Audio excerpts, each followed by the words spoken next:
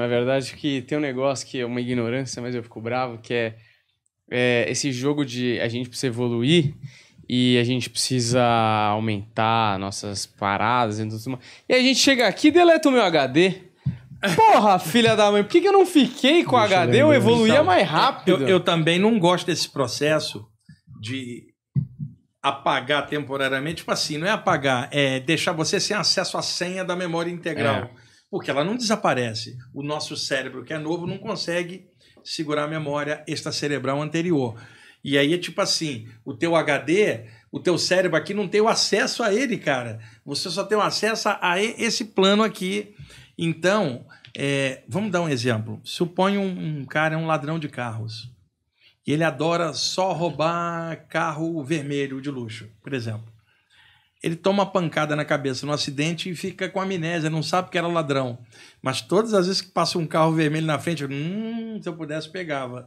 Veja, o fato de não ter a memória não tirou o caráter do que você tinha dentro e a tendência. Então a gente traz muita tendência de outra vida para cá, cara. Uhum. Assim, que são pulsões nossos que aparecem, que a gente precisa trabalhar e não tem jeito. Quem criou esse processo do jeito que criou assim. Eu também não gosto, eu gostaria que fosse de outro jeito. Mas, cara, diante do inevitável não tem jeito. Você já tá, assim, e nesse bolo você vai ter que fazer o melhor que puder. Tipo assim, saber ou não saber não vai adiantar. Quem programou isso tudo fez desta forma. E detalhe, tem morte no final. Você não dá para ninguém escapar. Você não sai vivo com o corpo dessa vida. Levando em conta que todo mundo é obrigado uma hora a passar, seja jovem ou velho, o que quer que seja, é obrigado a passar. Então já existe pena de morte na natureza, que é o nascimento. Tudo que nasce um dia vai morrer. Então você quer morrer? Nasça.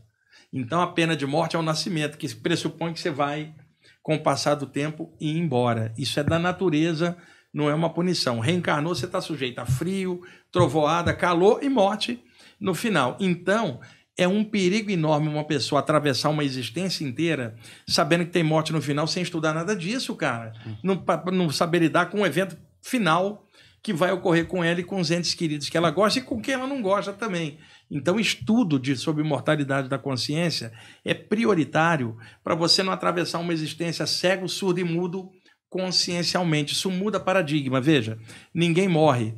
Se eu for cometer um assassinato, eu não te mato. Eu só destruo teu corpo, você continua vivo em outro plano. Então não adianta a pena de morte sancionada pelo ser humano ou pelo Estado. Você liquida o corpo, o cara está livre para inspirar 1000 outros serial killers a fazer mais criminalidade. E a pena de morte não resolveu nos países onde ela existe. A criminalidade é alta. Educação resolveria melhor, conscientização e a espiritualidade. Se fosse um estudo laico, aberto, tranquilo, quando eu vejo alguém falando assim, precisa estudar religião nas escolas, eu concordo, mas eu pergunto, todas as religiões ou só a sua? Porque o cara quer que ensine só a dele, não as outras. E isso não é ensino religioso, isso é doutrinação. Então tem que ensinar culturalmente as diferenças e dar uma visão humanitária, complementar, para poder educar. E o ser humano não agrediria o outro. Se eu sei que você não morre, não adianta eu tentar te matar, cara. A ideia de destruir o outro, ela muda significativamente. Eu tinha 16 anos. Estava me acostumando com as saídas do corpo. Numa delas, eu me vi fora, o meu corpo deitado, e eu pensava assim, qual dos dois sou eu? Obviamente, eu sou esse que está pensando. Aquele ali está deitado, claramente é algo que eu entro e saio. Quando eu estou dentro do corpo, eu falo eu, mas nesse momento agora, qual dos dois sou eu? Este aqui, ali me parece um corpo dormindo e respirando sem eu dentro. Eu sou esse aqui. Deixa eu ver qual mão que eu mexo. Mexia essa, a mão do corpo não mexia. Claramente eu estava vendo isso. Então eu estava vendo que eu existia fora do meu cérebro. E que o pensamento não era produzido pelo cérebro, já que eu estava fora. E eu falava, eu não posso provar isso para ninguém, mas eu estou provando para mim de que eu existo fora da matéria. Com o passar do tempo, eu comecei a encontrar amigos que tinham desencarnado, parentes, que eu comecei a ver fora do corpo. Eles estavam vivos, com o corpo espiritual. E aí isso me deu uma crise. Tipo, fui no velório, chorei pra caramba.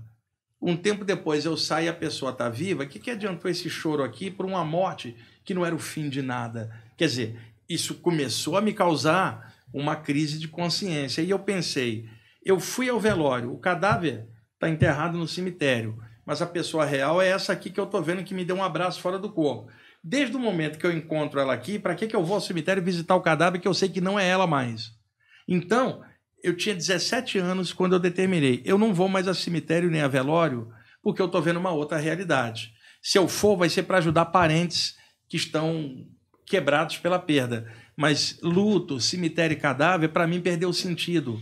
Eu estou falando para mim, pessoa, estudante, praticante de saídas do corpo. Eu não estou considerando a média que não estuda nada disso, que eu respeito que a visão que eles têm é da forma. Mas a visão de um estudante espiritual é o espírito, cara, não pode ser o corpo. Tem estudante espiritual, quando eu falo isso, fica irritado. Cara, ele tem que estar irritado com a tolice dele. Se ele estuda a parte espiritual, ele não tem que valorizar o cadáver que está sendo reciclado embaixo da terra. Mas não é falta de respeito falar isso, porque o respeito está pelo ser vivo que ele ama, que está em outro plano. É uma visão extrafísica. E outra, eu respeito todo mundo que não tem essa visão, mas a minha é essa. E eu tenho que falar claramente isso. Você não encontra o seu parente no cemitério, você encontra fora do corpo, em outro plano. Então, de lá para cá, eu, quando vou à velória, para dar passe em todo mundo, secretamente ninguém sabe. Dou um abraço num, enche energia, passo a mão aqui na cabeça do outro, dou um passe para ajudar as pessoas na hora da perda. E outra coisa, tem estudante espiritual muito chato, que quer doutrinar todo mundo. Deixa eu dar um exemplo. Ele chega no velório, nem perguntou se a família acredita em nada disso, e chega. Ele está vivo, irmãos! Porra! Aí aquela tua avó católica fala, quem é esse maluco? O outro tio materialista, quem é esse doido? Porque ninguém morre, o espírito... Tem gente que quer doutrinar no cemitério, cara. Isso é um absurdo. O que eu faço? Eu vou lá e dou um abraço em silêncio. A minha ajuda é energética. Eu sei que a pessoa precisa de tempo para processar aquilo. Outra coisa, eu vi uma psicóloga falando outro dia que a pessoa precisa vivenciar o luto dela, como uma fase de transição. Eu acho que uma pessoa sem parâmetro espiritual precisa vivenciar o luto. Agora, eu não consigo conceber um estudante espiritual um período de luto para uma morte que ele sabe que não aconteceu. Pior, eu conheci um médium que estava de luto, cara. Médium, acostumado a lidar com o mundo espiritual. Falei, cara, cadê a tua confiança no mundo espiritual? É só para a morte dos outros, da tua família não? Que luto, caramba, cara. Você está cheio de luz na consciência, é médium, né? Aí ele falou, mas eu tô triste. Então para de ficar triste, cara. Você sente a perda, agora a morte não tem, você vai sentir a falta. Mas trabalha de outro jeito, você é médium. E aí o que acontece? Humberto, você chega e fica falando assim, não tem morte, as pessoas vivem. Aí você pega um espírito desse apegado e fala, se solta, irmão. No outro dia morre um parente teu e você não aceita? Quer dizer, toda a doutrinação é para o outro, nunca para você. Então tem muito estudante que fica irritado quando eu falo uma coisa dessa. E outra, Jesus estava indo para um lugar, o pessoal fala, um cara chegou, eu não me lembro o trecho, ele vira e fala assim, deixa que os mortos enterrem os seus mortos.